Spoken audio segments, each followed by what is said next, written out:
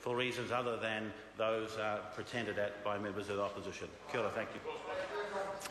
The Honourable Shane Jones. Tēnā koe.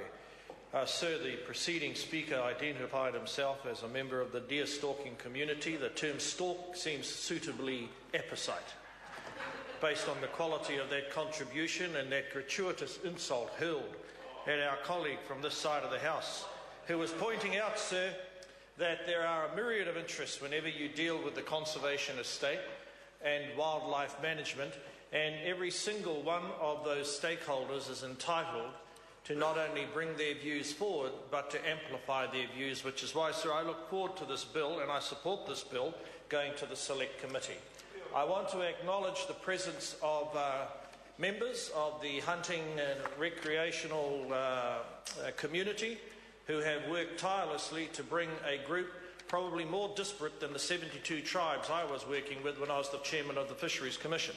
But I would say to them, sir, and I'd say to the Minister, that I do feel, as this bill wings its way through the Select Committee and committee stages, sir, I look forward to seeing an inclusion that whatever committee finally survives the travails of parliamentary debate, that we find space to appoint, or at least to have the criteria guiding the Minister's appointments to this board, draw upon the expertise, the relevance and the capacity of the tangata whenua to add something to this large wildlife management question. And I'd like to put that, sir, to the Minister and also to members of that community, that who knows to what extent we will support this in its final form, but if you want it, sir, to gain a higher level of acquiescence and enjoyment amongst the larger tribes such as Tūwharetoa and dare I say Tūhoi, then be proactive in that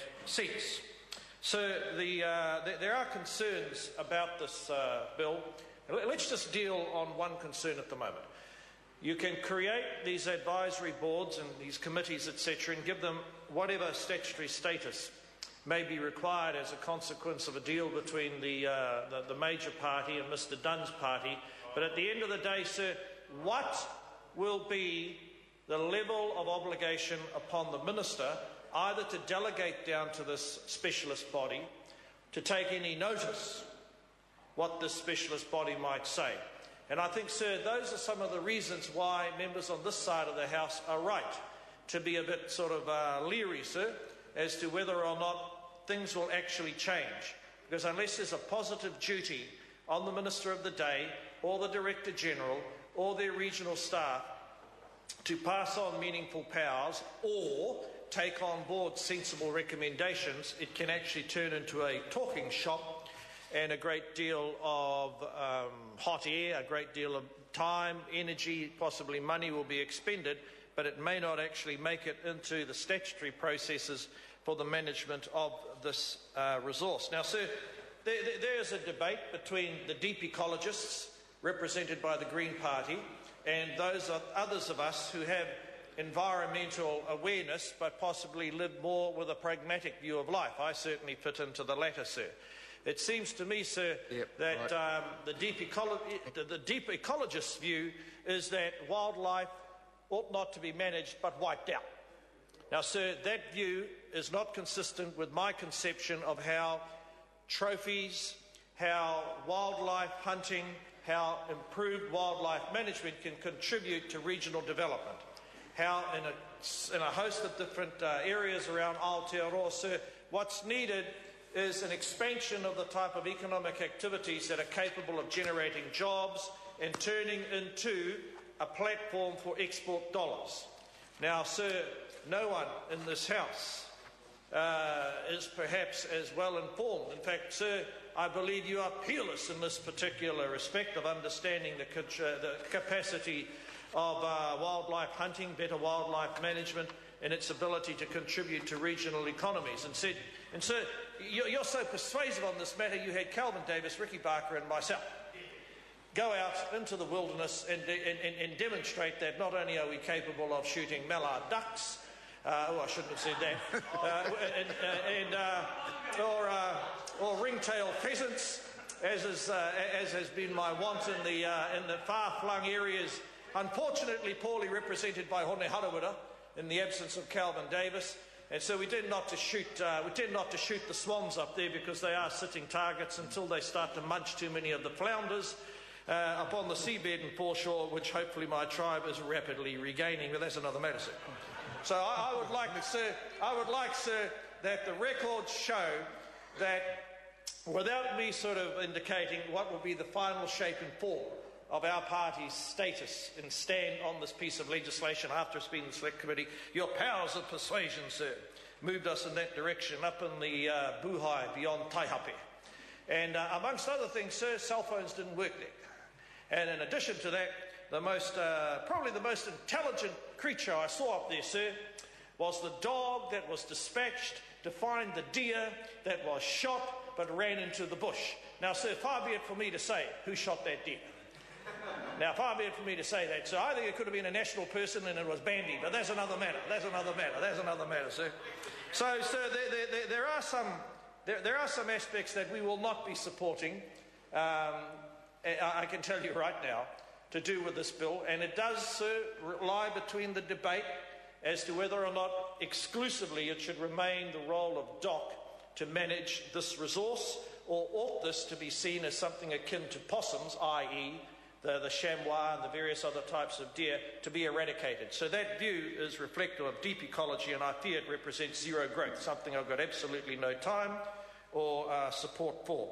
So the notion that there should be a game, trophy, levy, we should be actually able to charge a fee once these magnificent animals are hunted, etc., turn it into revenue, is beyond cavil. That, sir, I don't think is going to attract a great deal of negativity. But then I can see also, sir, some people opposing it for fear that it represents an incentive not to reduce numbers, but actually to maintain them for that profit motive. But so all these things can come out in the Select Committee.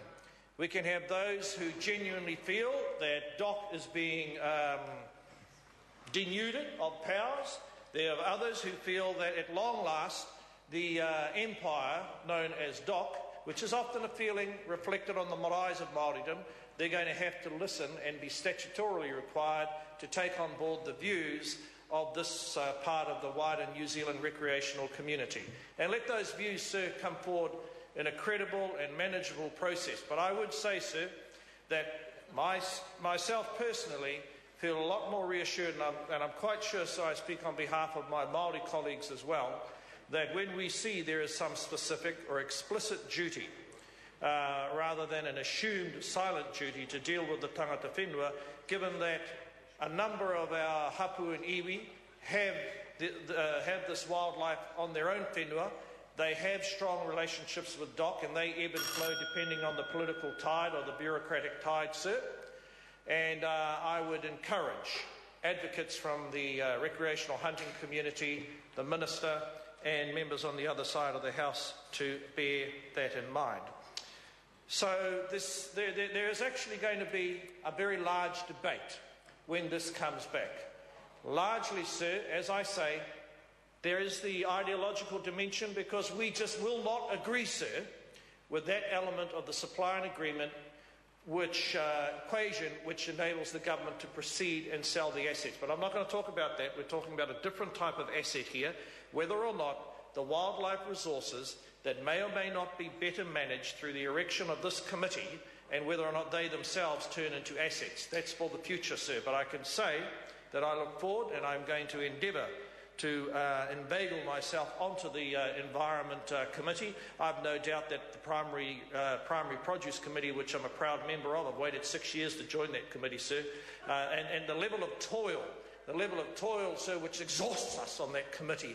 I'm sure it'll be just a walk in the park going on the Environment Committee, and I'm going to seek the permission to be one of the Labour people from time to time that goes onto that committee to ensure that the Māori dimension isn't overlooked, and that people do bear in mind, sir, despite our institutional concerns about the proposed structure, that the members of the recreational hunting community are a strong, credible voice in the broader environmental management challenges which face us in Aotearoa. Kia ora, sir.